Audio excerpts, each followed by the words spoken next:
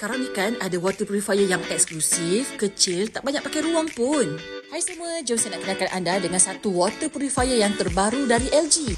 Walaupun kecil tapi siap boleh ada air panas, air biasa dan juga air sejuk. Tetamu datang pun rasa wow, amazingnya. Okay, kalau tengok kat bahagian atas ni, ni ialah butang air panas tau. Ada 3 jenis suhu air panas yang boleh dipilih. Yang ni pula untuk isi padu. Kalau nak ambient, tekan je butang ni. Lepas tu kalau nak sejuk, tekan je sejuk. Lepas tu tekan je butang ni untuk dispense air. Tengok air dah keluar. Senang kan? Habis tu dekat mana filter dia tersimpan? Actually yang ni jenis model under sink.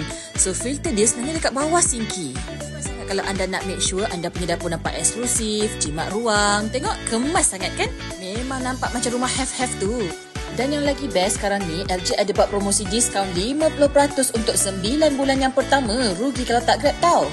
Jangan tunggu lama-lama. Jom WhatsApp kami sekarang untuk kami bantu.